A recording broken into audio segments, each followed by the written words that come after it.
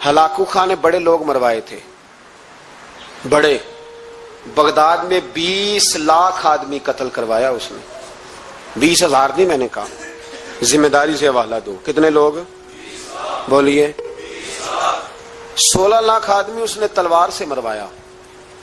لوگوں نے نا زیر زمین تہ خانے کھودنے شروع کر دیے، 4 لاکھ آدمی تہ خانوں میں چھپ گیا اور چن چن کے مسلمان مارتا تھا۔ جب ہلاکو کو کسی نے بتایا نا 4 لاکھ بندے چھپ گئے، اس نے نہروں کے بند توڑوا دیے، دریاؤں کے بند توڑوا دیے، پانی زیر زمین چلا گیا، 4 لاکھ آدمی ڈوب کے مر گیا، 20 لاکھ آدمی مروایا۔ ایک دن ایک علاقے میں گھوم رہا تھا، لیمبو کھانے کا بڑا شوقین تھا، بازار میں گیا تو ایک لیمبو خریدا۔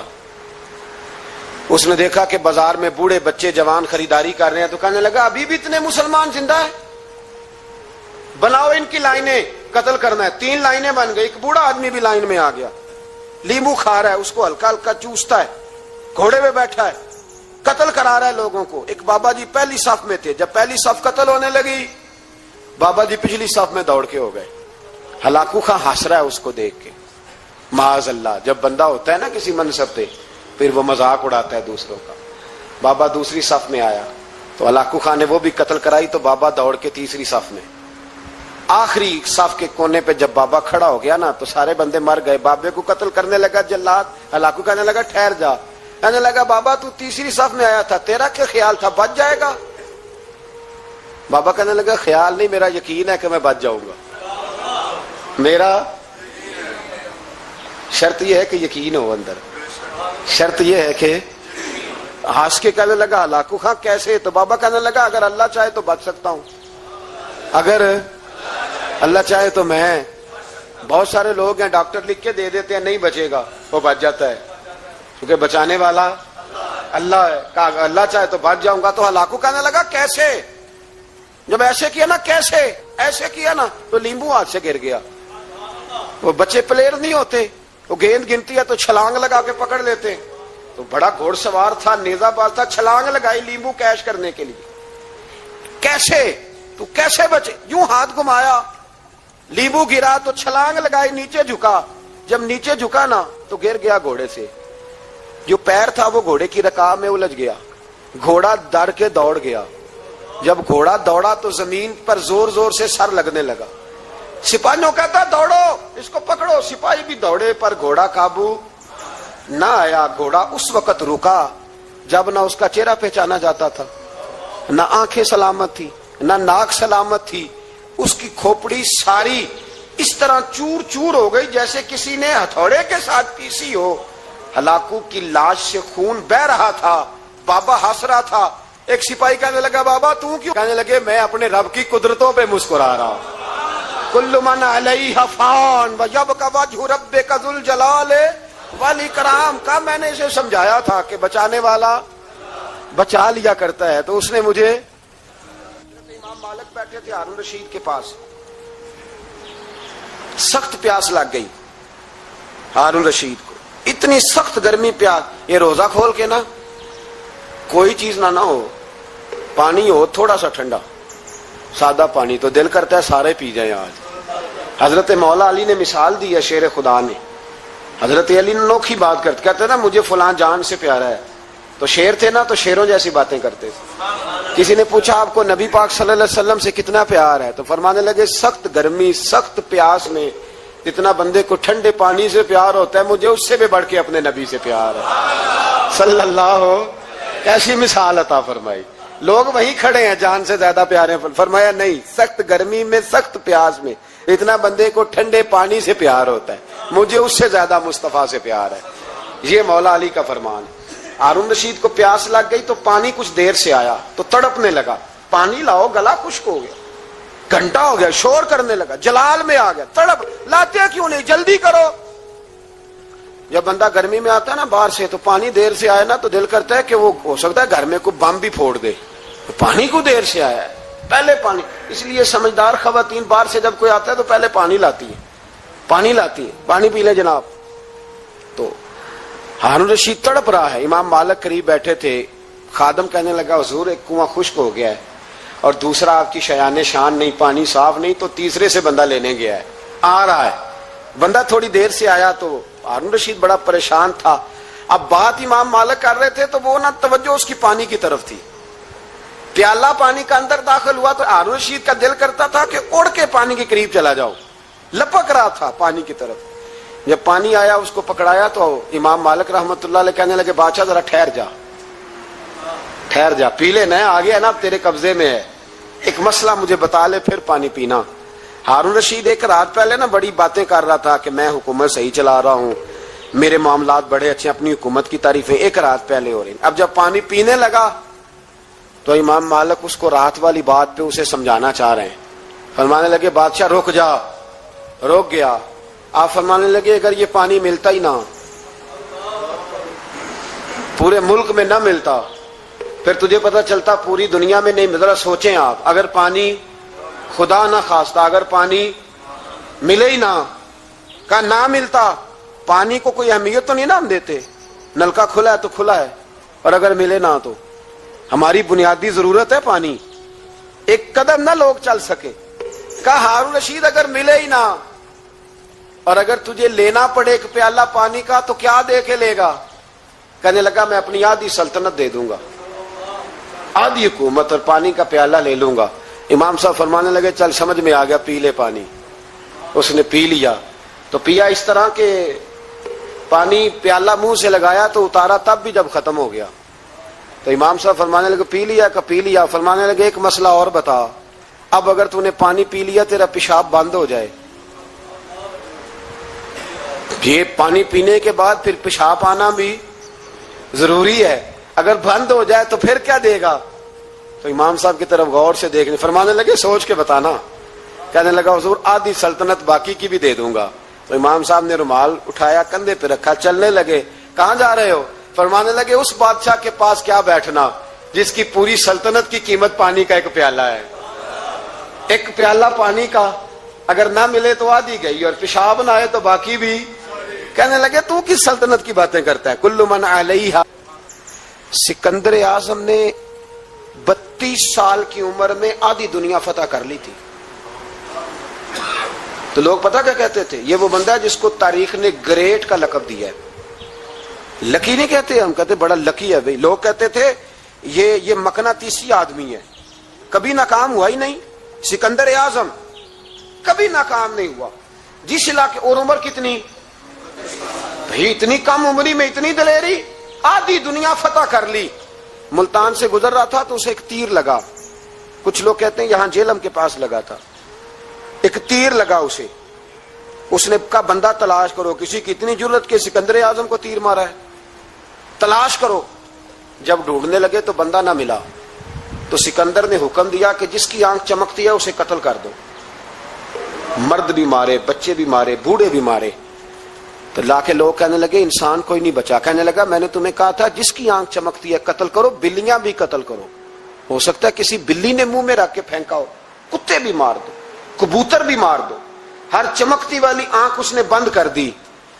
یونان کے قریب ایک بستی کا رہنے والا سکندر عراق کے شہر بابل میں تھا.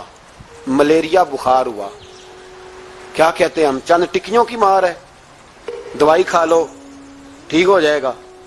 ملیریا بخار ہوا. 32 سال, کچھ لوگوں نے کہا نہیں 2 مہینے کم, 33 سال عمر ہو چکی تھی. تو سکندر اعظم زمین پہ بیٹھا ہے, ایڑیاں رگڑ رہا ہے. موت کا جھٹکا لگا, موت کا. ہوئے نامور بے نشاں کیسے کیسے, زمین کھا گئی نوجوان کیسے کیسے. جگہ جی لگانے کی دنیا نہیں ہے, یہ عبرت کی جا ہے, کوئی تماشا نہیں ہے. ایڑیاں رگڑ رہا ہے. 2 ہفتے کا سفر رہ گیا تھا گھر پہنچنے کا. تو سکندر ایک صوبے کا, ایک ملک کا, ایک چھوٹے سے علاقے کا سربراہ نہیں. سکندر آدھی دنیا فتح کرنے والا. پلیٹ میں رکھ کے کسی نے حکومت نہیں دی, خود محنت کر کے فتح کی.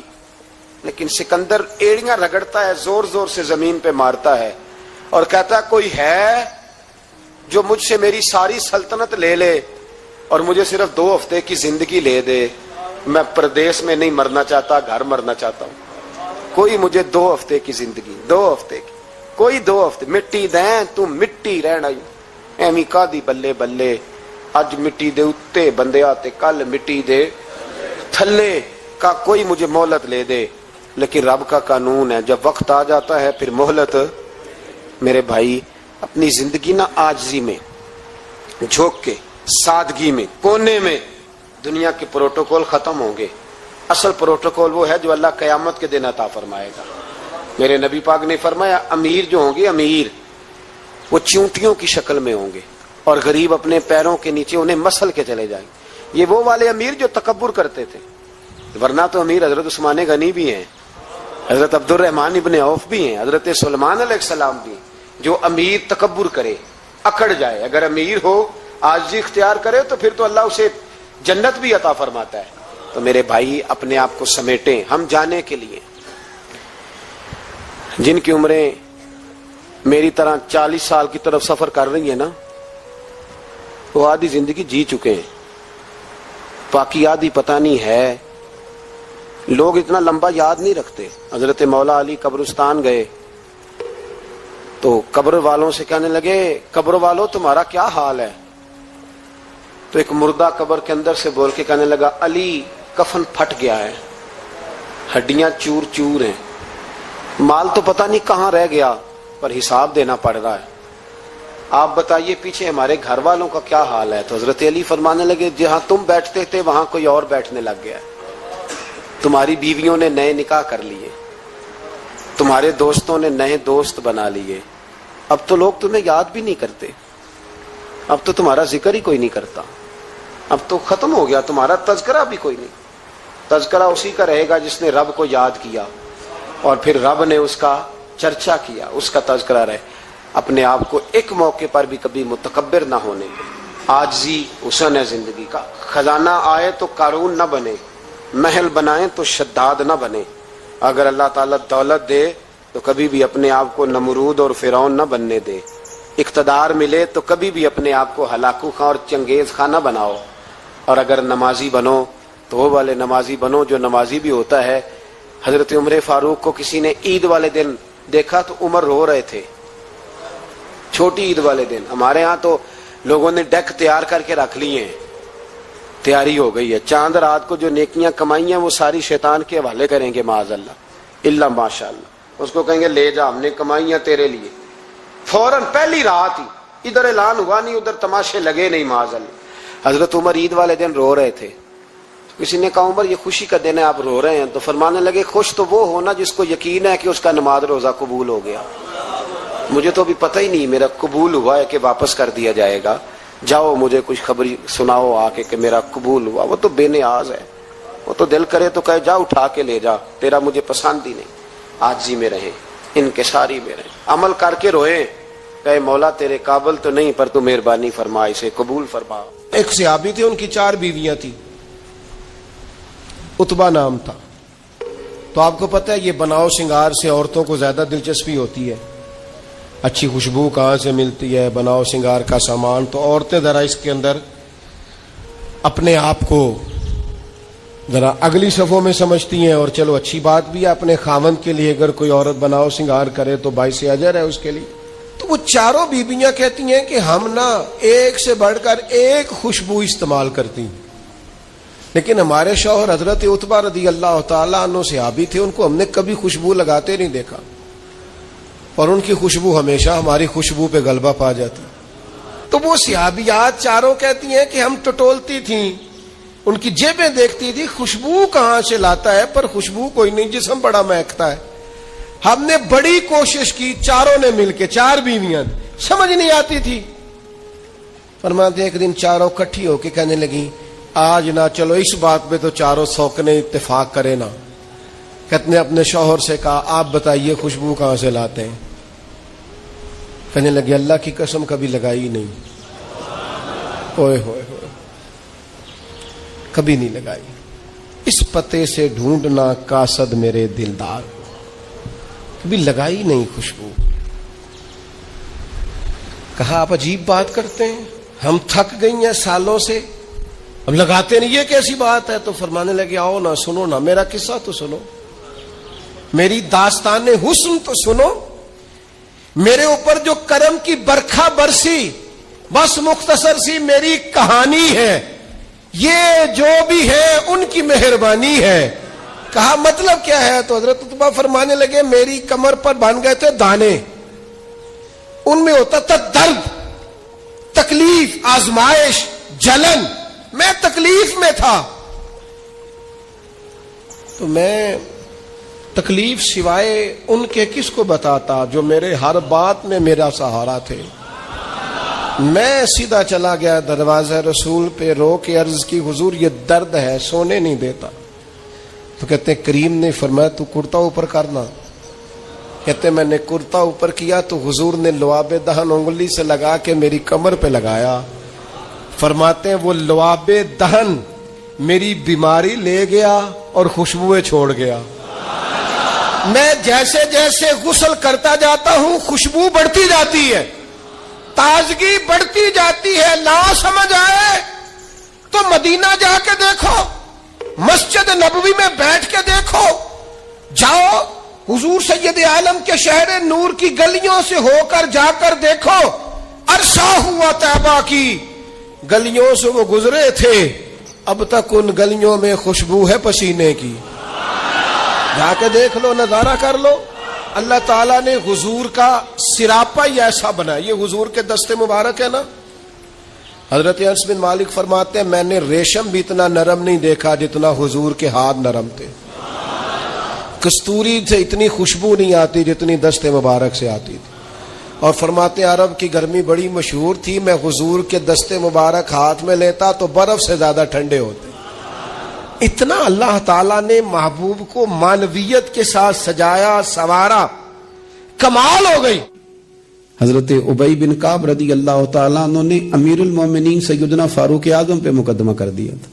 عدالت تھی، جج تھے حضرت زید بن ثابت. حضرت عمر پہنچے، حضرت زید بن ثابت اٹھ کے کھڑے ہوئے، جگہ خالی کا، امیر المومنین بیٹھ جائیے. آپ فرمانے لگے زید یہ تم نے ناانصافی کی، ہم دونوں آئے تھے مقدمہ لے کے، یا تو دونوں کے لیے جگہ بناتے، تم نے ٹھیک نہیں کیا. پھر بات ذرا آگے بڑھی، حضرت ابی بن کعب نے مطالبہ کیا کہ حضرت عمر فلاں بات پہ قسم اٹھائیں. تو حضرت زید بن ثابت جج تھے، کہنے لگے آپ امیر المومنین سے یہ مطالبہ کر رہے ہیں. تو حضرت عمر فاروق کہنے لگے زید آپ اس مقدمے کا فیصلہ کر لیں، اس کے بعد میں آپ کو فارغ کر دوں گا. آپ مجھے امیر المومنین کہہ رہے ہیں اور امیر المومنین کہہ کہ آپ یک طرفہ ہو رہے ہیں، اور جو آدمی انصاف لینے آپ کے دروازے پہ آیا ہوا ہے. اس ملک کا مسئلہ کیا؟ اس ملک کا مسئلہ غریبی نہیں، میرے وطن کا مسئلہ یہ ہے کہ امیر غریب کے لیے قانون الگ الگ ہے. یہاں 11 سال 12 سال ایک شخص جیل میں رہ کے آتا ہے، لیکن بعد میں پتہ چلتا ہے وہ تو بے گناہ تھا. اس کے 11 سال کون واپس کرے گا؟ اس کے 20 سال زندگی کے جو سلاخوں کے پیچھے کٹ گئے کون واپس کرے گا؟ اور امیر آدمی وہ تو قبل از گرفتاری ضمانت کرا لیتا ہے. ان کے پاس تو بڑے بڑے ایشو ہیں، بڑے بڑے وکیل ہیں، بڑے بڑے ڈاکٹروں کی ان کے پاس رپورٹیں ہیں، وہ تو سارا کچھ کر سکتے ہیں، کوئی ہے ہی نہیں ان کو روکنے والا. میرے عزیزو آپ سمجھے میری بات کو. حضرت عمر فاروق فرمانے لگے یہ فیصلہ کر لیں، اس لیے کہ حضرت عمر اگر صرف اپنا سوچتے تو نظریہ نہیں بچتا تھا. جناب عمر رضی اللہ تعالیٰ عنہ نے نا صرف اپنا نہیں سوچا، انہوں نے کہا کہ سچ کو فروغ دیا جائے، ذات سے نکلا جائے. آپ فرمانے لگے تو نہ عمر کو کسی اونچی اڑان میں مبتلا نہ کر. عمر کو پتا ہے عمر کیا ہے، اسے وہ دور یاد ہے جب وہ اونٹ چرایا کرتا تھا. لہذا میرے لیے وہی فیصلہ کر جو فیصلہ کرنے کا طریقہ قرآن و سنت نے ہمیں عطا فرمایا ہے. آپ نکلیں ذرا ذات پات کے چنگل سے. یہ جو بت پال لیے نا، اقبال کہتے ہیں گرچہ بت ہیں جماعت کی آستینوں میں، جماعتوں کے بت تو نہ بناؤ، تنظیموں کو بت تو نہ بناؤ، آپ برادری کو بت تو نہ بناؤ، آپ رنگ نسل کو بت تو نہ بناؤ. اگرچہ بت ہیں جماعت کی آستینوں میں، پر مجھے ہے حکم اذاں لا الہ الا اللہ. یہ ٹوٹ جائیں گے لا الہ الا اللہ کی ضرب سے.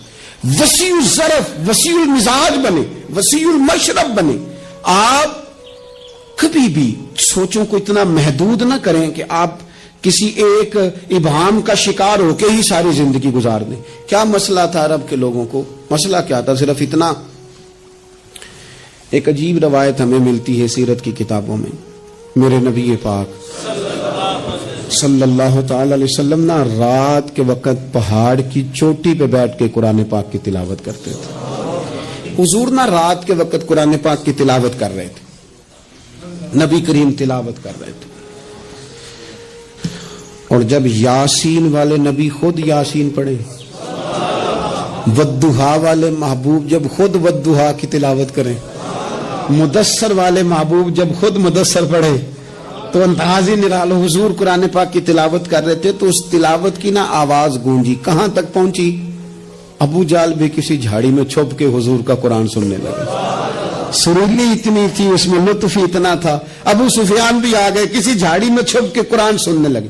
اخنس بن شریک بھی آ گیا, تھوڑا نہیں سنا, ساری رات ہی حضور کی تلاوت سنتے رہے, ساری رات تلاوت سن. صبح ملاقات ہوگی, تو کدھر آیا تھا, تو کدھر آیا تھا, تو آج کے بعد نہ آئے کوئی بھی. لیکن کہتے ہیں اگلے دن سوئے تو بے چین کیا حضور کی آواز میں, پھر اٹھے, تینوں آ کے پھر مختلف جگہوں پہ بیٹھ گئے. سویرے پھر ملاقات ہو گئی, آج کے بعد نہیں آنا, تو بھی نہ آنا, تو بھی نہ آنا. پر کہاں چین لینے دے حضور کی میٹھی آواز, کہاں چین لینے دے حضور کی میٹھی آواز. تینوں پھر اٹھ گئے. کئی دن آتے رہے. ایک دن طے ہوا کہ آج کے بعد بالکل نہیں آنا, جو آئے گا سزا ملے گی. ہو گئی بات طے. اخنس بن شریک کہتے ہیں میں سویرے ابو جہل کے گھر گیا, میں نے کہا سن, ایک دن نہیں کئی راتیں تو نے بھی سنا, میں نے بھی سنا, دل پہ ہاتھ رکھ کے بتا وہ جو پڑھتے ہیں وہ حق سچ ہے کہ نہیں, کھری بات کر. سنا تو نے بھی, سنا میں نے بھی, ساری رات سنا, بتا بات سچی ہے کہ نہیں.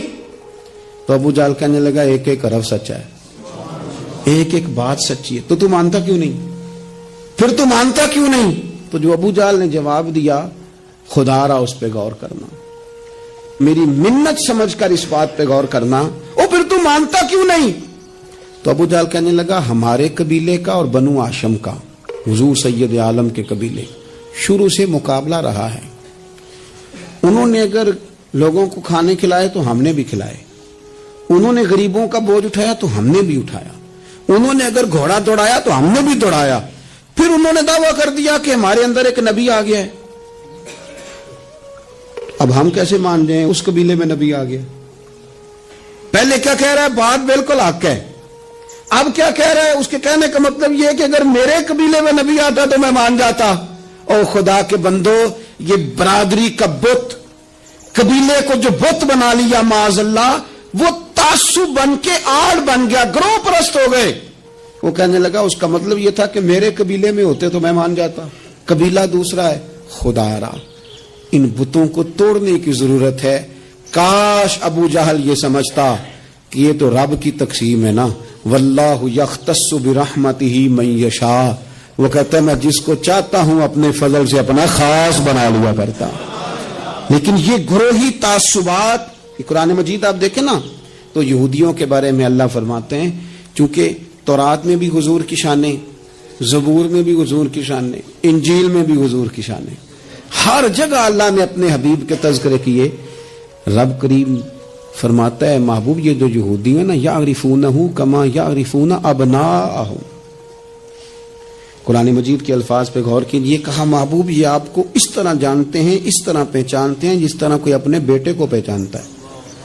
جڑواں بچے ہوں نا, جڑواں شکلیں بھی ایک جیسی ہوں تو اور کوئی پہچانے نہ پہچانے, باپ اور ماں پہچانتے ہیں کہ یہ فلانا ہے, اور یہ ان کو پتہ چلتا ہے. کہا محبوب جس طرح یہ اپنے بچوں کو پہچانتے ہیں نا, اس طرح آپ کو جانتے ہیں.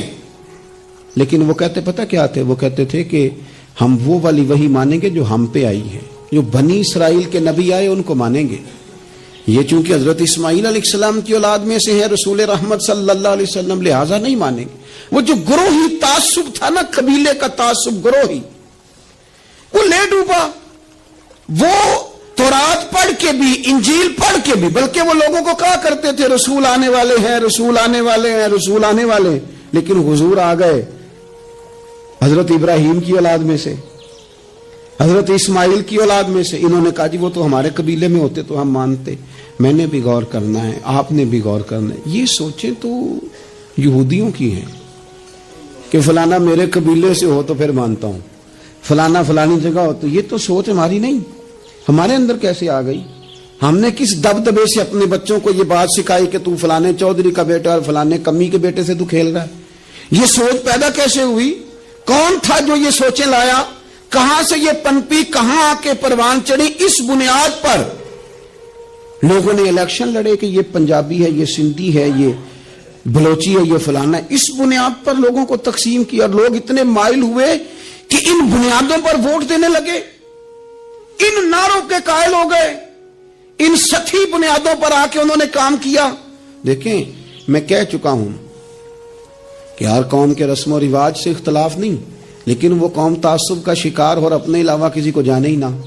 نبی پاک صلی اللہ علیہ وسلم نے فرمایا اپنے قبیلے کا دفاع کرو پر ناجائز بات پر ان کی سپورٹ نہ کرو، غلط بات پر ان کی سپورٹ نہ کرو. غلط بات ضروری نہیں کہ ساری باتیں ہماری اماں ہی ٹھیک کرتی ہو، کوئی بات ہماری بھابھی بھی ٹھیک کرتی ہے. ادب سے کہیں، پیار سے کہیں، سوکیانہ جملہ نہ بولیں، پر کبھی اماں سے بھی کہیں، ابا جی سے بھی کہیں یہ بھی کسی کی بیٹی ہے. آپ کیوں تعصب کا شکار ہیں؟ ادب سے کہیں کہ یہاں اس کی بات ٹھیک ہے، تیری ٹھیک نہیں. خامد بھی کسی وقت اپنی بیوی کو کہے کہ تو ساس بن گیا تو اس کا مطلب کیا ہے؟ جو بات درست ہے وہ درست ہے. آپ حق کے ساتھ کھڑا ہونا شروع ہو جائیں. حق کی فتح انسانیت کی فتح ہوتی ہے، سچ کی فتح ملتوں کی فتح ہوتی ہے، ملتوں کی. سچ جب کامیاب ہوتا ہے تو اس کی چھتری میں لوگ سکون پاتے ہیں. جب حق غالب آتا ہے، انصاف عام ہوتا ہے تو ہر آدمی کو سکون ملتا ہے. اس کے سائے میں سب لوگ اپنے دلوں کو ٹھنڈا محسوس کرتے ہیں. ہماری وہ ذاتیات اور گروہ بندی کا جو مزاج ہے وہ ملی سطح کا نقصان کرتا ہے. میں اکثر یہ بات کہتا رہتا ہوں، پھر کہتا ہوں، ہم اپنی ذات کا معاملہ دیکھتے ہیں. ذات کا کوئی استاد کسی مدرسے میں، کسی اسکول میں، کسی کالج میں پڑھاتا ہے تو وہ یہ نہیں دیکھتا کہ کتنی مشکل سے یہ بلڈنگ بنائی گئی، کہاں سے وہ پیسے آتے ہیں جن کے ساتھ یہ سارے اخراجات چلتے ہیں. میں نے دیکھا ہے گروہ بندی کی جاتی ہے، بچوں کو اپنے ساتھ سیٹ کیا جاتا ہے. اتنا برا حال ہوتا ہے کہ ایک استاد گیا تو بچے بھی لے گیا ساتھ ہی، کیونکہ اس کے ساتھ سیٹ تھے. اس نے یہ نہیں دیکھا کہ ان کا تو مستقبل تباہ ہو جائے. میں تو ایک سبق پڑھاتا ہوں تو ان کے تو باقی 6 استاد وہیں پہ. یہی حال ہم اداروں میں کرتے ہیں جہاں کام کر رہے ہوتے ہیں. ہم اپنے حساب سے لوگوں کو اپنے پیچھے لگانے کے چکر میں ملی اور قومی سطح کے جرم کرتے ہیں. قومی سطح کے اس کا نقصان نہ مدرسے کا ہوا، نہ اس استاد کا ہوا، ان بچوں کا نقصان، اس اسکول کالج ادارے مدرسے میں پڑھنے والوں کا نقصان. کیونکہ ہم گروہ بندیوں کے قائل ہیں، تنظیموں جماعتوں کے قائل ہیں، ہم ملی سوچوں کے قائل نہیں. کوئی اگر کہیں بھی خیر کی بات کر رہا ہے تو آپ کو اگر اللہ نے سچ کی توفیق دی ہے تو آپ سب کو سرائیں گے، خیر کا ذکر کریں گے، خیر کا. اگر اپنے اندر کوئی کوتاہی ہو تو اس کا بھی اظہار کریں گے. میرے عزیزو، میرے نبی پاک صلی اللہ علیہ وسلم کو جن لوگوں نے حضور کے زمانے میں ہوتے ہوئے نہ مانا، ایسا نہیں تھا کہ ان پر حق واضح نہیں تھا، انہیں پتہ تھا سچ کیا ہے، لیکن وہ گروہ پرست تھے، حق پرست نہیں تھے. جو حق پرست تھے وہ حضرت سلمان فارسی کی طرح فارس سے بھی چل کے آ گئے، وہ حضرت صہیب کی طرح روم سے بھی آ گئے، وہ دور دراز سے بھی آگے. حق پرست تھے نا، حق ڈھونڈتے. کئیوں کے گھر تک حق گیا، گھر تک ان کو اپنی دہلیز پر سچ ملا، لیکن حق پرست نہیں تھے، گروہ پرست تھے، وہ قبول نہیں کر سکے. آج بھی میں نے دیکھا ہے بڑے بڑے سیاستدانوں کا نیک ہونے کو دل کرتا ہے، بڑے بڑے مالداروں کا کسی درویش کا مرید ہونے کو دل کرتا ہے سیکھنے، لیکن وہ نہ جان ہی نہیں چھوڑتی. نہ چودھری صاحب کا کوئی پیر ہوتا ہے، نہ پڑھے لکھے آدمی کا، نہ مالدار. ان کا کیسے پیر ہوگا؟ ممکن ہی نہیں ہے. کس طرح اپنے آپ کو وہ بٹھائیں گے طالب علموں کی صف میں؟ ان کے لیے اس لیے رہ جاتے خیر نہیں پا پاتے. آپ نے جب تک وہ چیز چھوڑی نہیں، پیالہ بھرا ہوا ہو تو کوئی اس میں شے اور ڈالی جا سکتی ہے، اس کا تو خالی ہونا شرط تھا. ہم بڑے بڑے بزرگوں کے پاس گئے لیکن پیالے بھرے ہوئے تھے، کیسے کوئی شے آتی؟ کاش پیالے ایک تو خالی کرتے پھر سیدھے بھی کرتے، تو پھر تو میرے بھائی کوئی طالب علم بھی گزرے تو وہ خیر کی بات بتائی جاتا ہے. پھر تو کوئی سفید داڑھی والا بزرگ گزر جائے تو اس سے بھی کوئی اچھی بات ملی جاتی ہے، گرچہ انگوٹھا چھاپ ہی ہو. لیکن شرط یہ ہے کہ پیالہ خالی ہو. لیکن یہاں تو لوگوں کا سٹیٹس ہی اور طرح کا، انداز ہی اور طرح کا. آمدام برسر مطلب نبی کریم علیہ السلام کے زمانہ مبارکہ کے قریب ایک جھوٹے مدعی نبوت کو حضرت ابوبکر صدیق نے قتل فرمایا، بھیج کے صحابہ کی جماعت. اس کا نام تھا مسلمہ کذاب۔ عرب کے اندر جو قبیلوں کی تقسیم اوپر جا کے ہوتی تھی، اس میں نبی پاک کے قبیلے کو بنو مدر کہا جاتا تھا، اور مسلمہ کذاب کے قبیلے کو بنو ربیہ کہا جاتا تھا۔ جب صحابہ اس کو قتل کرنے کے لیے پہنچے نا، ذرا بات سننا کتنی دلچسپ ہے، صحابہ قتل کرنے کے لیے پہنچے تو جو لوگ اس کو ماننے والے تھے نا بنو ربیہ قبیلے کے، ان سے لوگوں نے پوچھا کہ یہ سچا ہے کہ جھوٹا ہے؟ انہوں نے کہا 100% جھوٹا ہے۔ تو انہوں نے کہا تمہارا نبی رحمت صلی اللہ علیہ وسلم کے بارے میں کیا خیال ہے؟ کہنے لگے وہ اتنے سچے ہیں کہ سورج سے زیادہ چمکدار ہے ان کی سچائی، چاند سے زیادہ روشن ہے ان کی سچائی۔ انہوں نے کہا پھر تم اس کے پیچھے کیوں لگ گئے ہو؟ کہنے لگے ہماری برادری کا جو ہوا، ہمارے قبیلے کا تو ہے نا۔ او خدا کے بندو، اتنی ظالمانہ سوچیں، اتنی ظالمانہ کہ چونکہ ہمارے قبیلے کا ہے، اور اچھا اس کا نام ہی کذاب ہے، مسلمہ کذاب، اور کذاب کیا ہے کہ اس کے پیچھے لگے ہوئے ہیں صرف اس لیے کہ ہماری برادری کا تو ہے نا۔ اور یوں تو سید بھی ہو، مرزا بھی ہو، افغان بھی ہو، اور تم سبھی کچھ ہو، بتاؤ کہ مسلمان بھی ہو، اور تم سبھی کچھ ہو، پہلے بتاؤ کہ اپنی ملت پر قیاس اقوام میں مغرب سے نہ کر۔ اے کلندر لاہوری تیری قبر پہ رحمتیں ہوں۔ کہاں بیٹھ کے بات کرتا ہے، کہاں سوچتا ہے، کیا انداز اختیار کرتا ہے۔ کہنے لگے تو اپنی ملت پر قیاس اقوام میں مغرب سے نہ کر، تیرے قلم کے حسن پہ قربان جاؤں۔ کہنے لگے خاص ہے ترکیب میں قوم رسول ہاشمی۔ او مسلمان تو دیکھ، تیرا مقام یہ ہے کہ تو رسول ہاشمی کی قوم ہے، تو رسول ہاشمی کی قوم ہے۔ تو کہتا ہے میں جاٹوں، میں باٹوں، میں ارائیوں، میں فلاں، تو رسول ہاشمی کی قوم ہے، اور خاص ہے ترکیب میں قوم رسول ہاشمی، قوم رسول بولنا قوم رسول ہاشمی، یہ قوم رسول ہاشمی کی قوم بنو، رسول اللہ کی قوم بنو۔ ہمیں نہیں بننا فلانی برادری، فلانا قبیلہ، فلانا منصب، نہ قوم رسول خاص ہے ترکیب میں قوم رسول ہاشمی، رسول ہاشمی کی قوم بنے۔ آپ کو دیکھ کے لوگ پوچھو یہ کون ہے؟ کہ مصطفیٰ والے۔ یہ کون ہے؟ رسول خدا والے۔ یہ کون ہے؟ یہ کہتے ہیں غلام ہے رسول کے غلام۔ یہ کون ہے؟ یہ نبی پاک والے، یہ حضور والے ہیں۔ ایک کی تقسیم ہو گئی تھی پورے مکے میں، ایک کی تقسیم تھی، مدینے میں ایک کی تقسیم تھی، عرب میں ایک کی تقسیم۔ وہ بلال ہے، یہ کون ہے؟ یہ رسول والا ہے۔ وہ مولا علی شیر خدا، یہ کون ہے؟ یہ رسول والے۔ وہ جعفر طیار ہیں، یہ کون ہے؟ رسول والے۔ صدیق اکبر رسول والے، عثمان غنی رسول والے، فاروق اعظم رسول والے، طلحہ زبیر رسول والے۔ مجھے بتاؤ نا، جب بدر کی جنگ ہو رہی تھی تو تقسیم کیا تھی؟ قبیلوں کی تقسیم تھی، برادریوں کی تقسیم تھی، ملکوں کی لڑائی تھی، ایک کی لڑائی تھی۔ ادھر ہیں کفر والے، ادھر ہے رسول والے۔ تو آج اپنی یہ پہچان بنا لو، آج یہ پہچان بنا لو۔ اعلیٰ حضرت فاضل بریلوی کہتے ہیں میں تو نبی پاک والا ہو کے مرنا چاہتا ہوں، لحد میں عشق رخ شاہ کا داغ لے کے چلے۔ میں نے یہاں نہ ایک دل پہ داغ لگایا ہے نبی پاک کی محبت۔ حضور کیوں لگایا؟ فرماتے ہیں میں نے سنا تھا کہ قبر اندھیری ہے، تو یہ داغ لگا لیا، وہاں جاؤں گا تو یہ چراغ بن جائے گا۔ لحد میں عشق رخ شاہ کا داغ لے کے چلے، اندھیری رات سنی تھی، چراغ لے کے چلے۔ اور بیدم شاہ وارسی کہتے ہیں میں نے نا اپنے کفن کے اندر حضور کی یادیں چھپا لی، اپنے کفن کے اندر حضور کی یادیں چھپا کے لے گیا۔ میں مرا نا جب پسے مردن فرشتوں نے تلاشی لی تو کیا نکلا؟ فرشتے آ کے ڈھونڈنے لگے کیا عمل لے کے آیا، کیا عمل ہے؟ انہوں نے ڈھونڈا، تلاش کی، رجسٹر کھولے، میرا کفن کھولا، ٹٹولا۔ کہتے پسے مردن یعنی بعد مرنے کے، پسے مردن فرشتوں نے جو تلاشی لی تو کیا نکلا؟ فقط ایک دل کے گوشے سے خیال مصطفیٰ نکلا، صرف حضور کا خیال نکلا۔ اور میرے بزرگ فرماتے ہیں عشق سرکار کی ایک شمع جلا لو دل میں، بعد مرنے کے قبر میں بھی اجالا ہوگا۔ حضور والے بن کے جیو گے نا تو پھر حضور والے بن کے مرو گے، اور جب حضور والے بن کے مرو گے تو حضور والے بن کے اٹھو گے، اور جو حضور والے بن کے اٹھیں گے نا، حضور والے بن کے اٹھیں گے، ان کا مقام یہ ہوگا کہ رضا اب پل سے وجد کرتے گزریے۔ ہمیں کوئی کسی کا ڈر ہے؟ ہم تو وجد کر کے گزریں گے. کیوں کہ ہے رب سلم صدائے محمد. ہم رسول والے بن کے جیے تھے, رسول والے بن کے مرے, رسول والے بن کے اٹھے. وہ دیکھو ہمارے رسول سلامتی کی دعائیں مانگ رہے ہیں. تو رضا پل سے وجد کرتے گزریے کہ ہے رب سلم صدائے محمد, کیونکہ خدا کی رضا چاہتے ہیں, دو عالم خدا چاہتا ہے رضائے محمد صلی اللہ علیہ. اے اللہ ہمارے ذہنوں سے یہ تعصبات کے سارے زنگ کھرچ دے اور ہمیں رسول کریم کا غلام بنا دے.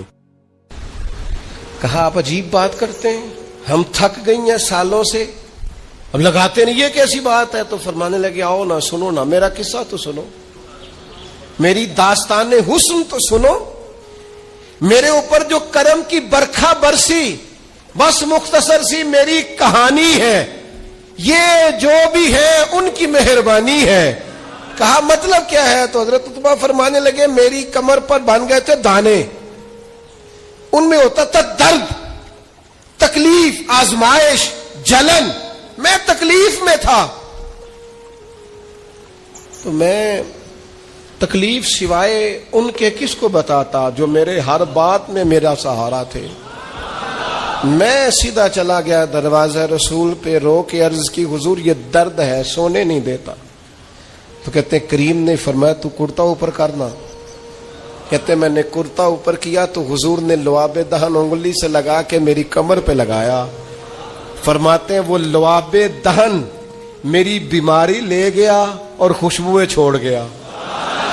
میں جیسے جیسے غسل کرتا جاتا ہوں خوشبو بڑھتی جاتی ہے, تازگی بڑھتی جاتی ہے. نہ سمجھ آئے تو مدینہ جا کے دیکھو, مسجد نبوی میں بیٹھ کے دیکھو, جاؤ حضور سید عالم کے شہر نور کی گلیوں سے ہو کر جا کر دیکھو, عرصہ ہوا طیبہ کی گلیوں سے وہ گزرے تھے, اب تک ان گلیوں میں خوشبو ہے پسینے کی. جا کے دیکھ لو, نظارہ کر لو. اللہ تعالیٰ نے حضور کا سراپا ہی ایسا بنا, یہ حضور کے دستے مبارک ہے نا. حضرت انس بن مالک فرماتے ہیں میں نے ریشم بھی اتنا نرم نہیں دیکھا جتنا حضور کے ہاتھ نرم تھے. کستوری سے اتنی خوشبو نہیں آتی جتنی دستے مبارک سے آتی تھی. اور فرماتے ہیں عرب کی گرمی بڑی مشہور تھی, میں حضور کے دستے مبارک ہاتھ میں لیتا تو برف سے زیادہ ٹھنڈے ہوتے. اتنا اللہ تعالیٰ نے محبوب کو معنویت کے ساتھ سجایا, سنوارا, کمال ہو گئی. حضرت ابی بن کعب رضی اللہ تعالیٰ عنہ نے امیر المومنین سیدنا فاروق اعظم پہ مقدمہ کر دیا تھا. عدالت تھی, جج تھے حضرت زید بن ثابت. حضرت عمر پہنچے, حضرت زید بن ثابت اٹھ کے کھڑے ہوئے, جگہ خالی کا, امیر المومنین بیٹھ جائیے. آپ فرمانے لگے زید یہ تم نے ناانصافی کی, ہم دونوں آئے تھے مقدمہ لے کے, یہاں تو دونوں کے لیے جگہ بناتے, تم نے ٹھیک نہیں کیا. پھر بات ذرا آگے بڑھی, حضرت ابی بن کعب نے مطالبہ کیا کہ حضرت عمر فلاں بات پہ قسم اٹھائیں. تو حضرت زید بن ثابت جاج تھے, کہنے لگے آپ امیر المومنین سے یہ مطالبہ کر رہے ہیں. تو حضرت عمر فاروق کہنے لگے زید آپ اس مقدمے کا فیصلہ کر لیں, اس کے بعد میں آپ کو فارغ کر دوں گا. آپ مجھے امیر المومنین کہہ رہے ہیں اور امیر المومنین کہہ کہ آپ یک طرفہ ہو رہے ہیں, اور جو آدمی انصاف لینے آپ کے دروازے پہ آیا ہوا ہے, اس ملک کا مسئلہ کیا ہے؟ اس ملک کا مسئلہ غریبی نہیں, میرے وطن کا مسئلہ یہ ہے کہ امیر غریب کے لیے قانون الگ الگ ہے. یہاں 11 سال 12 سال ایک شخص جیل میں رہ کے آتا ہے, لیکن بعد میں پتہ چلتا ہے وہ تو بے گناہ تھا. اس کے 11 سال کون واپس کرے گا؟ اس کے 20 سال زندگی کے جو سلاخوں کے پیچھے کٹ گئے کون واپس کرے گا؟ اور امیر آدمی وہ تو قبل از گرفتاری ضمانت کرا لیتا ہے. ان کے پاس تو بڑے بڑے ایشو ہیں, بڑے بڑے وکیل ہیں, بڑے بڑے ڈاکٹروں کی ان کے پاس رپورٹیں ہیں, وہ تو سارا کچھ کر سکتے ہیں, کوئی ہے ہی نہیں ان کو روکنے والا. میرے عزیزوں آپ سمجھے میری بات کو. حضرت عمر فاروق فرمانے لگے یہ فیصلہ کر لیں, اس لیے کہ حضرت عمر اگر صرف اپنا سوچتے تو نظریہ نہیں بچتا تھا. جناب عمر رضی اللہ تعالیٰ عنہ نے نا صرف اپنا نہیں سوچا, انہوں نے کہا کہ سچ کو فروغ دیا جائے, ذات سے نکلا جائے. آپ فرمانے لگے تو نا عمر کو کسی اونچی اڑان میں مبتلا نہ کر, عمر کو پتا ہے عمر کیا ہے, اسے وہ دور یاد ہے جب وہ اونٹ چلایا کرتا تھا. لہذا میرے لیے وہی فیصلہ کر جو فیصلہ کرنے کا طریقہ قرآن و سنت نے ہمیں عطا فرمایا ہے. آپ نکلیں ذرا ذات پات کے چنگل سے.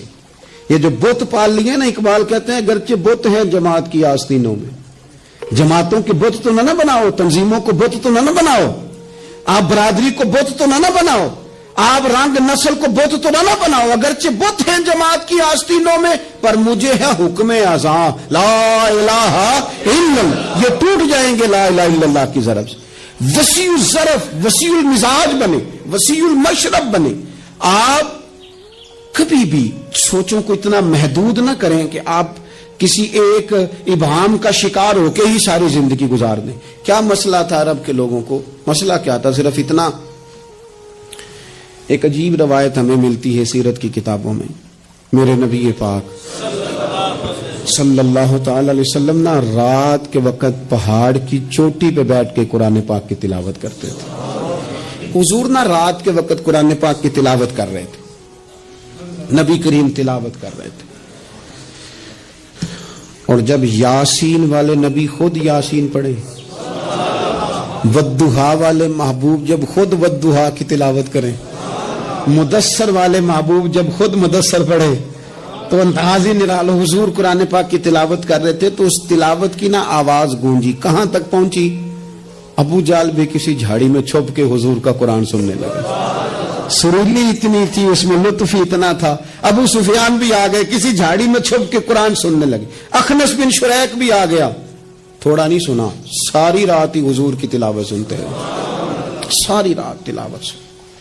صبح ملاقات ہوگی، تو کدھر آیا تھا، تو کدھر آیا تھا، تو آج کے بعد نہ آئے کوئی بھی. لیکن کہتے ہیں اگلے دن سوئے تو بے چین کیا حضور کی آواز میں. پھر اٹھے، تینوں آ کے پھر مختلف جگہوں پہ بیٹھ گئے. سویرے پھر ملاقات ہو گئی. آج کے بعد نہیں آنا، تو بھی نہ آنا، تو بھی نہ آنا. پر کہاں چین لینے دے حضور کی میٹھی آواز، کہاں چین لینے دے حضور کی میٹھی آواز. تینوں پھر اٹھ گئے. کئی دن آتے رہے. ایک دن طے ہوا کہ آج کے بعد بالکل نہیں آنا، جو آئے گا سزا ملے گی. ہو گئی بات طے. اخنس بن شریح کہتے ہیں میں سویرے ابو جہل کے گھر گیا. میں نے کہا سونے ایک دن نہیں کئی راتیں تو نے بھی سنا، میں نے بھی سنا. دل پہ ہاتھ رکھ کے بتا وہ جو پڑھتے ہیں وہ حق سچ ہے کہ نہیں؟ کھری بات کر. سنا تو نے بھی، سنا میں نے بھی، ساری رات سنا. بتا بات سچی ہے کہ نہیں؟ تو ابو جہل کہنے لگا ایک ایک حرف سچا ہے، ایک ایک بات سچی ہے. تو مانتا کیوں نہیں؟ پھر تو مانتا کیوں نہیں؟ تو جو ابو جہل نے جواب دیا، خدا را اس پہ غور کرنا، میری منت سمجھ کر اس بات پہ غور کرنا. او پھر تو مانتا کیوں نہیں؟ تو ابو جہل کہنے لگا ہمارے قبیلے کا اور بنو ہاشم کا، حضور سید عالم کے قبیلے، شروع سے مقابلہ رہا ہے. انہوں نے اگر لوگوں کو کھانے کھلائے تو ہم نے بھی کھلائے، انہوں نے غریبوں کا بوجھ اٹھایا تو ہم نے بھی اٹھایا، انہوں نے اگر گھوڑا دوڑایا تو ہم نے بھی دوڑایا. پھر انہوں نے دعویٰ کر دیا کہ ہمارے اندر ایک نبی آ گیا ہے. اب ہم کیسے مان جائیں اس قبیلے میں نبی آ گیا؟ پہلے کیا کہہ رہا ہے؟ بات بالکل حق ہے. اب کیا کہہ رہا ہے؟ اس کے کہنے کا مطلب یہ ہے کہ اگر میرے قبیلے میں نبی آتا تو میں مان جاتا. او خدا کے بندو، یہ برادری کا بت، قبیلے کو جو بت بنا لیا معاذ اللہ، وہ تعصب بن کے آڑ بن گیا، گروہ پرست ہو گئے. وہ کہنے لگا اس کا مطلب یہ تھا کہ میرے قبیلے میں ہوتے تو میں مان جاتا، قبیلہ دوسرا ہے. خدا را ان بتوں کو توڑنے کی ضرورت ہے. کاش ابو جہل یہ سمجھتا کہ یہ تو رب کی تقسیم ہے نا، واللہ یختص برحمتہ من یشاء. وہ کہتا ہے میں جس کو چاہتا ہوں اپنے فضل سے اپنا خاص بنا لیا کرتا. لیکن یہ گروہی تعصبات، قرآن مجید آپ دیکھیں نا تو یہودیوں کے بارے میں اللہ فرماتے ہیں چونکہ تورات میں بھی حضور کی شانیں، زبور میں بھی حضور کی شانیں، انجیل میں بھی حضور کی شانیں، ہر جگہ اللہ نے اپنے حبیب کے تذکرے کیے. رب کریم فرماتا ہے محبوب یہ جو یہودی ہیں نا یعرفونہ کما یعرفون ابناءہم. قرآن مجید کے الفاظ پہ غور کیجئے. کہا محبوب یہ آپ کو اس طرح جانتے ہیں، اس طرح پہچانتے ہیں جس طرح کوئی اپنے بیٹے کو پہچانتا ہے. جڑواں بچے ہوں نا، جڑواں شکلیں بھی ایک جیسی ہوں تو اور کوئی پہچانے نہ پہچانے، باپ اور ماں پہچانتے ہیں کہ یہ فلانا ہے، اور یہ ان کو پتہ چلتا ہے. کہا محبوب جس طرح یہ اپنے بچوں کو پہچانتے ہیں نا اس طرح آپ کو جانتے ہیں. لیکن وہ کہتے پتہ کیا تھے؟ وہ کہتے تھے کہ ہم وہ والی وحی مانیں گے جو ہم پہ آئی ہے، جو بنی اسرائیل کے نبی آئے ان کو مانیں گے. یہ چونکہ حضرت اسماعیل علیہ السلام کی اولاد میں سے ہے رسول رحمت صلی اللہ علیہ وسلم، لہذا نہیں مانیں گے. وہ جو گروہی تعصب تھا نا، قبیلے کا تعصب گروہی، وہ لے ڈوبا. وہ تورات پڑھ کے بھی، انجیل پڑھ کے بھی، بلکہ وہ لوگوں کو کہا کرتے تھے رسول آنے والے ہیں، رسول آنے والے ہیں، رسول آنے والے ہیں. لیکن حضور آ گئے حضرت ابراہیم کی اولاد میں سے، حضرت اسماعیل کی اولاد میں سے. انہوں نے کہا جی وہ تو ہمارے قبیلے میں ہوتے تو ہم مانتے. میں نے بھی غور کرنا ہے، آپ نے بھی غور کرنا ہے. یہ سوچیں تو یہودیوں کی ہیں کہ فلانا میرے قبیلے سے ہو تو پھر مانتا ہوں، فلانا فلانی جگہ ہو تو. یہ تو سوچ ہماری نہیں. ہمارے اندر کیسے آ گئی؟ ہم نے کس دبدبے سے اپنے بچوں کو یہ بات سکھائی کہ تو فلانے چودھری کا بیٹا اور فلانے کمی کے بیٹے سے تو کھیل رہا ہے؟ یہ سوچ پیدا کیسے ہوئی؟ کون تھا جو یہ سوچیں لایا؟ کہاں سے یہ پنپی، کہاں آ کے پروان چڑھی؟ اس بنیاد پر لوگوں نے الیکشن لڑے کہ یہ پنجابی ہے، یہ سندھی ہے، یہ بلوچی ہے، یہ فلانا ہے. اس بنیاد پر لوگوں کو تقسیم کیا اور لوگ اتنے مائل ہوئے کہ ان بنیادوں پر ووٹ دینے لگے، ان نعروں کے قائل ہو گئے، ان سطحی بنیادوں پر آ کے انہوں نے کام کیا. دیکھیں میں کہہ چکا ہوں کہ ہر قوم کے رسم و رواج سے اختلاف نہیں، لیکن وہ قوم تعصب کا شکار ہو اور اپنے علاوہ کسی کو جانے ہی نہ. نبی پاک صلی اللہ علیہ وسلم نے فرمایا اپنے قبیلے کا دفاع کرو پر ناجائز بات پر ان کی سپورٹ نہ کرو، غلط بات پر ان کی سپورٹ نہ کرو. غلط بات ضروری نہیں کہ ساری باتیں ہماری اماں ہی ٹھیک کرتی ہو، کوئی بات ہماری بھابھی بھی ٹھیک کرتی ہے. ادب سے کہیں، پیار سے کہیں، سوکیانہ جملہ نہ بولیں، پر کبھی اماں سے بھی کہیں، ابا جی سے بھی کہیں، یہ بھی کسی کی بیٹی ہے. آپ کیوں تعصب کا شکار ہیں؟ ادب سے کہیں کہ یہاں اس کی بات ٹھیک ہے، تیری ٹھیک نہیں. خامد بھی کسی وقت اپنی بیوی کو کہے کہ تو ساس بن گیا تو اس کا مطلب کیا ہے؟ جو بات درست ہے وہ درست ہے. آپ حق کے ساتھ کھڑا ہونا شروع ہو جائیں. حق کی فتح انسانیت کی فتح ہوتی ہے، سچ کی فتح ملتوں کی فتح ہوتی ہے، ملتوں کی. سچ جب کامیاب ہوتا ہے تو اس کی چھتری میں لوگ سکون پاتے ہیں. جب حق غالب آتا ہے، انصاف عام ہوتا ہے تو ہر آدمی کو سکون ملتا ہے. اس کے سائے میں سب لوگ اپنے دلوں کو ٹھنڈا محسوس کرتے ہیں. ہماری وہ ذاتیات اور گروہ بندی کا جو مزاج ہے وہ ملی سطح کا نقصان کرتا ہے. میں اکثر یہ بات کہتا رہتا ہوں، پھر کہتا ہوں، ہم اپنی ذات کا معاملہ دیکھتے ہیں. ذات کا کوئی استاد کسی مدرسے میں، کسی اسکول میں، کسی کالج میں پڑھاتا ہے تو وہ یہ نہیں دیکھتا کہ کتنی مشکل سے یہ بلڈنگ بنائی گئی، کہاں سے وہ پیسے آتے ہیں جن کے ساتھ یہ سارے اخراجات چلتے ہیں. میں نے دیکھا ہے گروہ بندی کی جاتی ہے، بچوں کو اپنے ساتھ سیٹ کیا جاتا ہے. اتنا برا حال ہوتا ہے کہ ایک استاد گیا تو بچے بھی لے گیا ساتھ، کیونکہ اس کے ساتھ سیٹ تھے. اس نے یہ نہیں دیکھا کہ ان کا تو مستقبل تباہ ہو جائے. میں تو ایک سبق پڑھاتا ہوں تو ان کے تو باقی 6 استاد وہیں پہ. یہی حال ہم اداروں میں کرتے ہیں جہاں کام کر رہے ہوتے ہیں. ہم اپنے حساب سے لوگوں کو اپنے پیچھے لگانے کے چکر میں ملی اور قومی سطح کے جرم کرتے ہیں.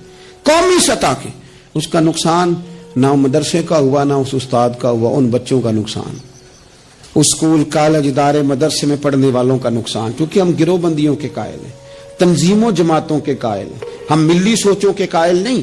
کوئی اگر کہیں بھی خیر کی بات کر رہا ہے تو آپ کو اگر اللہ نے سچ کی توفیق دی ہے تو آپ سب کو سرائیں گے، خیر کا ذکر کریں گے، خیر کا. اگر اپنے اندر کوئی کوتاہی ہو تو اس کا بھی اظہار کریں گے. میرے عزیزو، میرے نبی پاک صلی اللہ علیہ وسلم کو جن لوگوں نے حضور کے زمانے میں ہوتے ہوئے نہ مانا، ایسا نہیں تھا کہ ان پر حق واضح نہیں تھا، انہیں پتہ تھا سچ کیا ہے، لیکن وہ گروہ پرست تھے، حق پرست نہیں تھے. جو حق پرست تھے وہ حضرت سلمان فارسی کی طرح فارس سے بھی چل کے آ گئے، وہ حضرت صہیب کی طرح روم سے بھی آ گئے، وہ دور دراز سے بھی آگے. حق پرست تھے نا، حق ڈھونڈتے. کئیوں کے گھر تک حق گیا، گھر تک. ان کو اپنی دہلیز پر سچ ملا، لیکن حق پرست نہیں تھے، گروہ پرست تھے، وہ قبول نہیں کر سکے. آج بھی میں نے دیکھا ہے بڑے بڑے سیاستدانوں کا نیک ہونے کو دل کرتا ہے، بڑے بڑے مالداروں کا کسی درویش کا مرید ہونے کو دل کرتا ہے، سیکھنے، لیکن وہ نہ جان ہی نہیں چھوڑتی. نہ چودھری صاحب کا کوئی پیر ہوتا ہے، نہ پڑھے لکھے آدمی کا، نہ مالدار. ان کا کیسے پیر ہوگا؟ ممکن ہی نہیں ہے. کس طرح اپنے آپ کو وہ بٹھائیں گے طالب علموں کی صف میں؟ ان کے لیے اس لیے رہ جاتے خیر نہیں پا پاتے. آپ نے جب تک وہ چیز چھوڑی نہیں، پیالہ بھرا ہوا ہو تو کوئی اس میں شے اور ڈالی جا سکتی ہے؟ اس کا تو خالی ہونا شرط تھا. ہم بڑے بڑے بزرگوں کے پاس گئے لیکن پیالے بھرے